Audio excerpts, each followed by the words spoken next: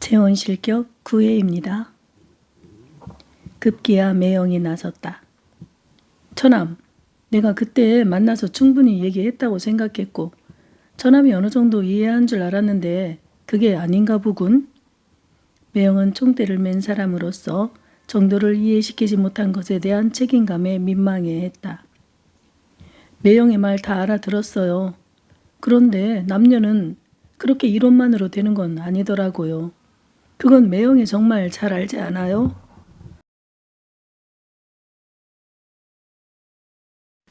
정도는 둘만 알고 있는 매형의 여자 문제에 일침을 가했다.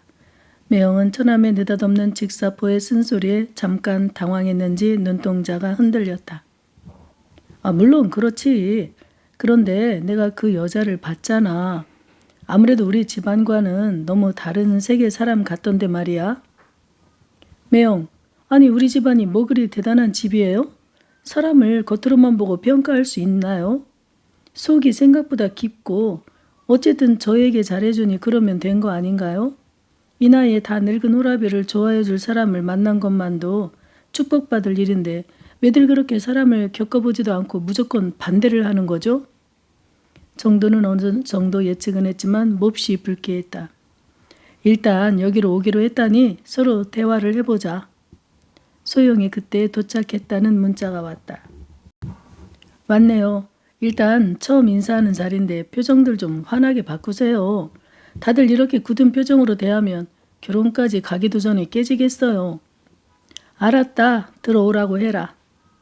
소영은 과일 바구니를 들고 조신히 들어왔다. 그러나 평소 스타일이 있어 쉽게 바꿀 수는 없는 너덜너덜한 집시 같은 의상을 입고 있었다. 형제들은 한눈에 모두 역시나 하는 실망감으로 서로를 눈으로 대화했다. 안녕하세요. 어서 들어오게. 엄마가 맞이했다. 작은 누나는 부엌에서 밥상을 차리면서 뒤를 보더니 아이쿠야 하는 몸짓을 했다.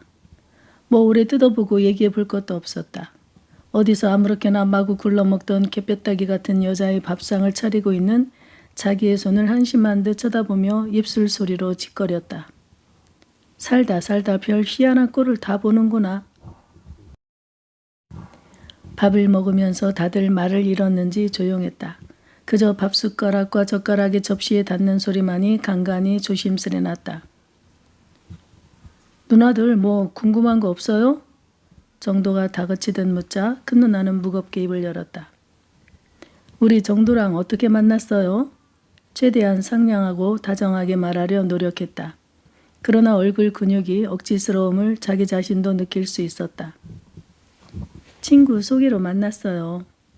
친구면 누구? 누나는 정도를 쳐다보며 누구를 말하는지 궁금해했다. 회사 직원의 와이프 소개로.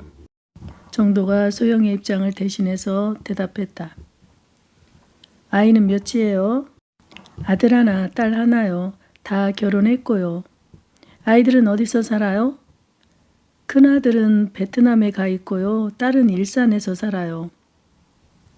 이런 질문 그렇지만 아이들 직업을 말해줄 수 있어요? 아들은 베트남에서 무슨 일을 하나요? 소영은 얼굴이 하얘지며 굳어가고 있었다. 그리고는 아주 자신 없는 말투로 자그맣게 말했다. 미장원을 하고 있어요. 아들 나이는 어떻게 돼요? 37이요. 일찍 아이를 낳았군요.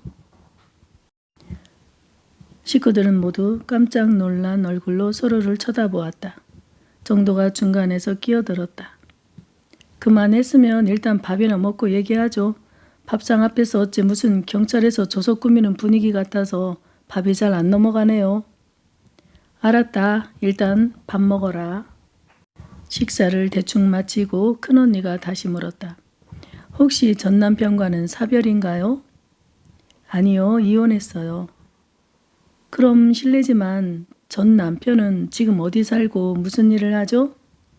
소영은 어떻게 대답해야 하나 고개를 쳐박고 눈만 들어 살짝 주변의 눈치를 살폈다. 언뜻 이렇게 대답했다. 운송일을 하고 있어요. 소영은 차마 뭐라고 말하기가 힘들었다. 소영이 살았던 남편 중 적당한 직업이 뭐가 있나 머릿속으로 더듬어 보다 순간적으로 운송이란 말이 튀어나갔다. 운송이라면 운송 사업이요? 그게 아니고 소영의 첫 번째 남편은 지금 뭐 하는지 사실 몰랐다. 그리고 두 번째 남편은 택시 기사였고 세 번째 남편은 포크레인 기사였다. 그렇다고 솔직히 말할 수도 없는 분위기였다. 거짓을 둘러대야 하는데 자꾸만 머릿속에서 택시와 포크레인만 왔다 갔다 했다. 뭐라고 대답하지 못하고 당황하여 그만 얼굴이 아까보다 더 새하얘졌다. 만난 지 2달도 안 됐다면서 우리 정도가 어디가 그렇게 좋아요? 큰언니의 구체적이고 예리한 질문에 소영은 또 당황했다. 입술에 작은 경련이 일어났다. 소영은 이번에도 뭐라고 대답을 못하고 망설였다. 교양 있는 사람들 앞에서 어떻게 대답해야 할지 소영은 아무것도 생각이 나지 않았다. 등줄기에 식은땀이 흘렀다. 그들의 수준에 맞는 대답은 어떤 건지 찾을 수가 없었다. 친구 경선이와는 종일 이야기해도 잘 통했는데 이들 앞에서는 벙어리가 따로 없었다. 침묵이 이렇게 힘든 고문인지 처음 알았다. 사실 어려운 질문도 아니다. 그러나 일반적인 질문인데도 불구하고 소영이 긴장한 건 자신의 이력이 뭐 하나 드러내놓고 자랑할 만한 게 없다는 게 그게 미칠 것 같았다. 자기 자신이 이렇게 초라한 여자인지 이들 앞에서야 깨닫게 되었다. 소영이 테이블 밑에서 정도의 발을 건드렸다. 어떻게 분위기 좀 바꿔보라는 의미의 발짓이었다. 정도가 얼른 알아채고 소영 대신 말했다. 누나, 헤어진 남편의 직업은 왜 궁금하고 갑자기 어디가 좋으냐고 물으면 뭐라고 대답할 수 있겠어요. 남녀가 좋아하는데 무슨 구체적인 이유가 꼭 있어야 하나요? 이 자리를 소영이 불편해하자 정도는 자리를 박차고 일어났다. 둘이 일어나 나가자 다들 한숨을 길게 내쉬었다. 마치 물속에서 잠수라도 하다 나온 사람들 같았다. 돌아서 나가는 정도의 뒷모습에서 찬바람이 휘몰아쳤다. 저런 여자랑 함께 살겠다고? 난 오늘 정도가 우리 동생 정도가 맞나 싶다. 작은 누나가 먼저 말했다. 그러니까 내가 뭘 했어. 결혼할 여자는 아니라고 했잖아. 매영이 자기의 말이 맞지 않았느냐며 멀리서만 보고도 자기는 딱 알겠더라며 다시 한번 강조했다. 엄마, 어떡하면 좋아요? 정도가 여자 보는 눈이 저 정도로 낮은지 몰랐네요. 원래 공부만 한 놈이라 여자를 사귀어 봤어야 여자를 알지. 어리석은 놈 같으니라고. 난 좀 가서 누워야겠다. 정도의 여자, 소영이 다녀간 집안의 공기는 소영이 들어오기 전에 집안 공기랑 달랐다. 다들 한숨을 길게 내쉬니 집안 공기가 탁했다. 매영이 좀 말하기 곤란한 표정을 짓더니 작은 소리로 말했다. 아무래도 같이 살게 생겼어. 우리가 아무리 말린들 처남이 좋다는데 어떻게 맞겠어? 처남 나가는 모습 보니까 아예 우리랑 담을 쌓을 것처럼 이를 악물고 나가던데 처남 등에서 찬바람이 쌩 하던데. 수지 아빠가 고생스럽더라도 정도 좀 자주 만나서 관찰 좀 해요. 뭘요?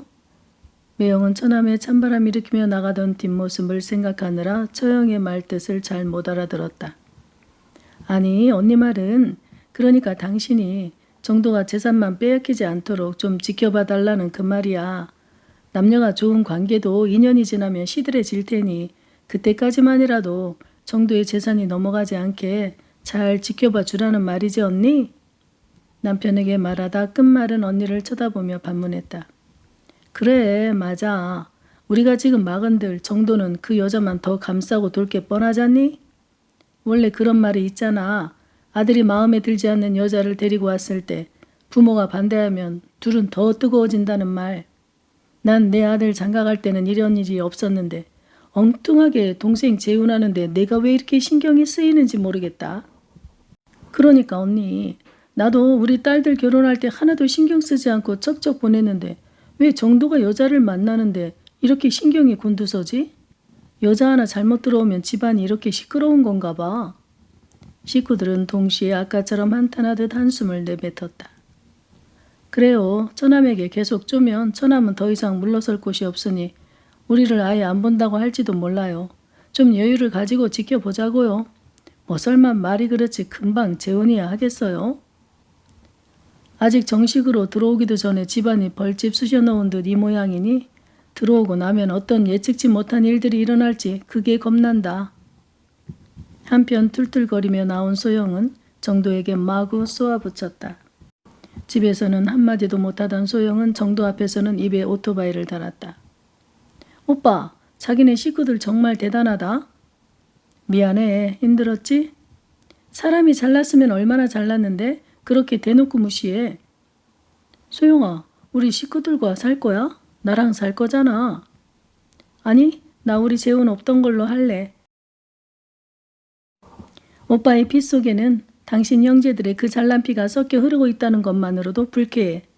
소영은 양손으로 자신의 옷을 마구 흔들어 털었다. 마치 옷에 정도 집안 사람들의 냄새라도 묻은 것처럼. 내가 식구들 안 보고 살면 되잖아. 오늘 하는 거 보고 나도 열받았어. 정말이야?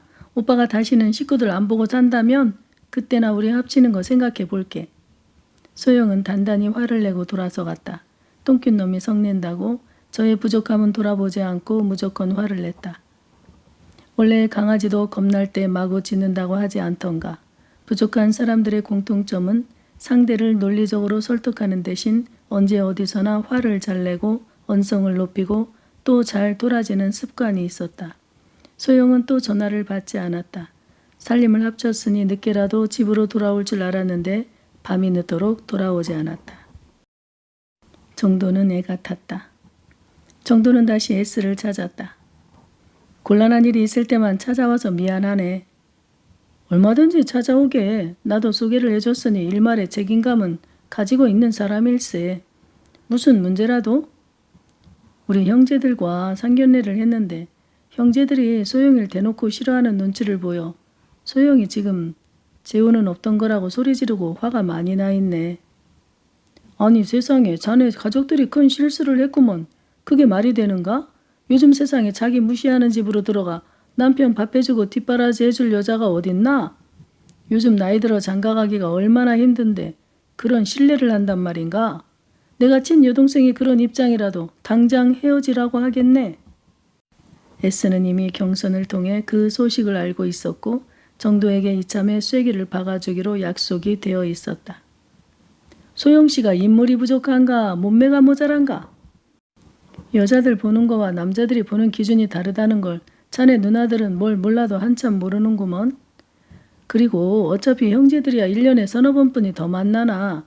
형제들이 내 인생 책임져 줄 것도 아니면서 형제들은 늘 자기 식구만 잘났다고 생각하게 되어 있지. 팔은 안으로 굽는다는 말이 그래서 나온 거 아닌가?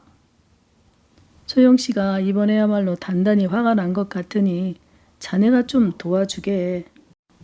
이럴 때 어떻게 해야 여자 마음을 달랠 수 있는지 방법이라도. 내가 볼 때 이번엔 달래기가 어려울 것 같으. S는 고개를 저으며 틀렸다는 표정을 지었다. 정도는 한숨을 내쉬었다. 한참을 그렇게 있던 S는 정도에게 가까이 고개를 들이밀며 말했다. 그런데 방법이 아주 없는 건 아니지. 이참에 다이아 반지 하나 큰 놈으로 준비해서 프로포즈를 제대로 하게 해. 어찌저찌 하다가 소영씨가 다른 남자에게 가면 그땐 이미 늦어버리고 닥쳤던 게 지붕 쳐다보는 꼴이 되고 말 걸세. 아니 소영씨에게 다른 남자가 있나? 아 이거 경선이가 비밀이랬는데. S는 거기까지 말하곤 아주 곤란하다는 표정을 지으며 손으로 이마에 흐르는 몇 안 되는 머리카락을 손빗질을 해가며 뒤로 넘겼다. 아무튼 자네만 알고 있게 소영씨에게 8년인가 7년인가 연하의 멋진 남자가 대시하고 있다고 들었네. 하긴 그 정도 외모면 연하 아니라 총각이라도 따라붙게 생겼지 않은가? 자네는 우리 덕에 쉽게 소영씨를 만나서 모든 여자가 다 그렇게 잘 맞는 줄 착각할까봐 걱정되어 말해주는 걸세. 소영씨가 흔들리지 않게 빨리 결단을 내리게. 아 그런가? 비밀 정보 줘서 고맙네. 정도는 소영을 떠올리며 젊은 남자가 좋아하고도 남을 만하다고 생각했다. 이러다 소영을 뺏기는 건 아닌지 갑자기 연락되지 않는 소영이 애타게 그리워졌다. 소영을 절대로 뺏기고 싶지 않았다. 정도도 오기가 있었다. 당장 금은방으로 달려가 큰 놈으로 물방울 다이아 반지를 거금 주고 예약했다. 당사자가 오면 손가락에 맞추기로 하고 일단 계약만 했다. 정도는 걸려오지 않는 전화기만 종일 붙들고 있었다. 며칠째 아무런 소식이 없자 이러다 소영을 완전히 그놈에게 뺏기는가 싶어 정도는 불안해서 잠도 잘 못 잤다. 며칠 후 소영에게서 전화가 걸려왔다. 정도는 심장이 터져나갈 듯 반가웠다. 오빠, 뭐하고 있어? 지금 어디야? 정도는 소영의 목소리를 들으니 감격해서 목이 메었다. 소영과 함께 자다 혼자 자는 며칠이 쓸쓸하고 허전해서 이렇게 사느니 죽는 게 낫다고 생각할 때 전화가 온 것이다. 나 지금 바다에 와 있어. 혼자서? 응, 혼자 철썩거리는 바다를 걸으니 좋다. 오빠가 갑자기 보고 싶어지네. 그동안 정이 많이 들었나 봐. 거기가 어디 바다야? 동해 경포대야. 내 당장 데리러 갈 테니 어디 식당이라도 들어가 있어. 밥은 먹고 다니는 거야? 아냐, 바다에 빠져 죽으려고 여길 왔는데 무슨 밥이 넘어가겠어. 오빠 목소리 들으니 아무튼 좋다. 소영은 목소리를 내리깔고 슬픈 척 연기했다. 당연하지. 나야말로 그동안 밥도 못 먹고 잠도 못 잤어. 지금 당장 출발할게. 기다려. 아냐 오빠.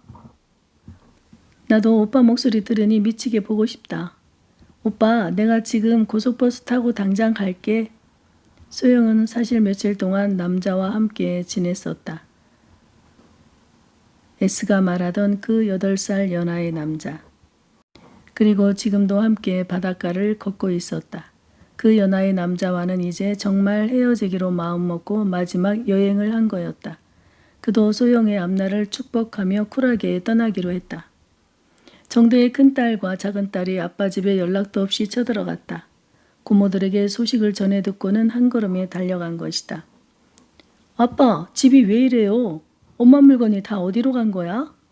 유정과 유리는 거실이나 안방에 엄마의 있던 물건들이 자리에 없자 정신없이 찾았다. 어려서부터 집에 들어오면 늘 있던 가족 사진도 없어지고 가족이 함께 있던 사진도 다 없어진 벽이 허전하고 이상했다. 정도는 미안한 표정을 지으며 말했다. 미안한데 아빠가 좋은 여자를 만나게 됐어. 너희들에게 먼저 말했어야 했는데. 정도의 말이 끝나기도 전에 큰딸 유정이 말허리를 자르며 물었다. 아니 좋아요. 우리가 아빠를 언제까지 혼자 살라고 할 수는 없는 거지요. 그래, 이해해 주니 고맙구나. 그런데 만난 지 얼마나 됐다고 여자를 벌써 집으로 들여요? 너희 어미 될 사람에게 여자라니? 정도는 누나들에 이어 딸들까지 몰아붙이는 기분을 받으니 몹시 불편했다. 그래서 할 말을 해야겠다고 생각했다. 그래, 너희들 생각대로 좀 이른 감은 있지만 그렇게 됐다. 그러나 아빠가 선택한 일이니 이해해라. 그리고 미안하다. 여기 이 여자가 요즘 아빠랑 같이 사는 여잔가 봐요? 작은딸 유리가 장식장 한쪽에 아빠랑 같이 한박 웃으며 다정하게 찍은 사진을 손가락으로 가리키며 물었다. 제주도에 갔을 때 지나가는 사람에게 사진을 좀 부탁했었는데 그 사람이 마침 재밌는 말로 분위기를 띄워 막 웃을 때 찍힌 사진이 예쁘게 나와 소영이 좋아하며 액자를 사와 장식장에 세워둔 것이었다. 그런데 소영과 둘이 있을 때는 그 웃음이 그렇게 좋아 보였는데 딸들 앞에서는 한박 웃고 있는 그 사진이 민망하기 그지없었다. 마치 딸들에게 엄마가 살아있는데 연애하다 들킨 것처럼, 다시 말해 불륜이라도 하다 들킨 사람처럼 이마와 등에 식은땀이 흘렀다. 곤욕스러웠다. 언니, 아빠에게 이런 모습이 있었다니? 엄마와는 분위기가 사뭇 다르지. 한번 봐봐. 유리는 그 액자를 집어들고 툴툴거리는 걸음걸이로 다가가 뾰로통 입을 내밀고 언니에게 보여줬다.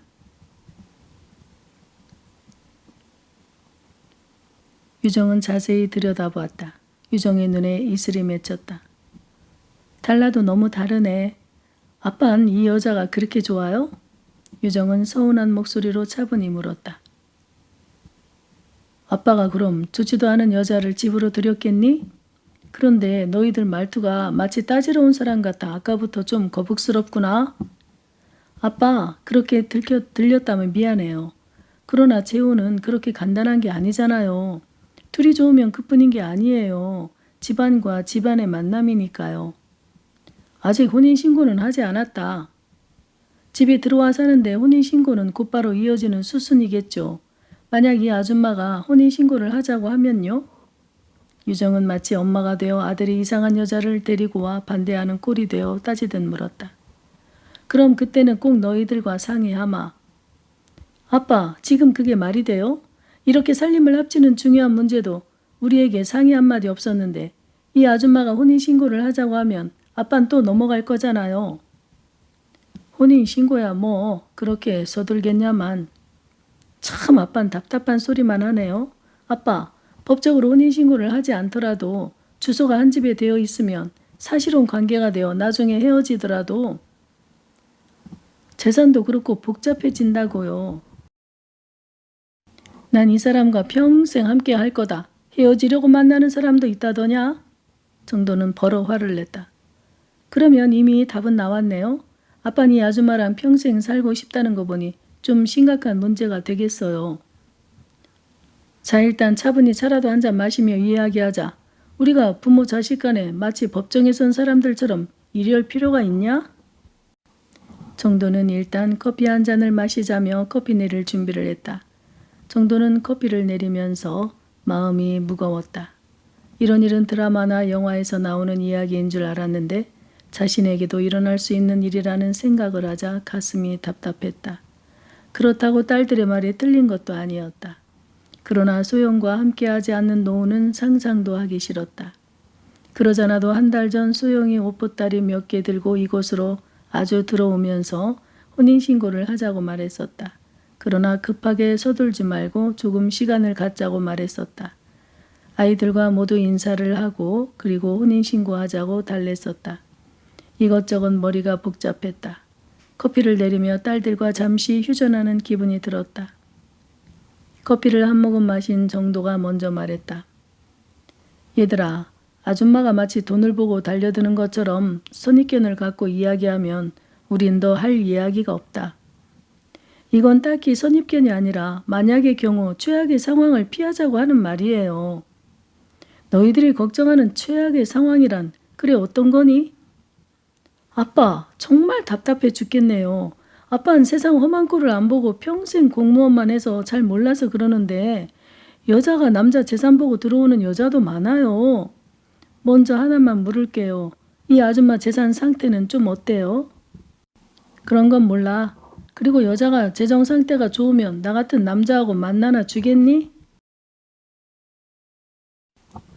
사실 처음엔 몰랐다가 나중에 한 일이었지만 소영은 재산이 하나도 없다는 것을 알았을 때 정도의 마음이 편한 것만은 아니었다. 너무 급작스럽게 합치는 건 아닌지 잠시 혼란스러웠었다.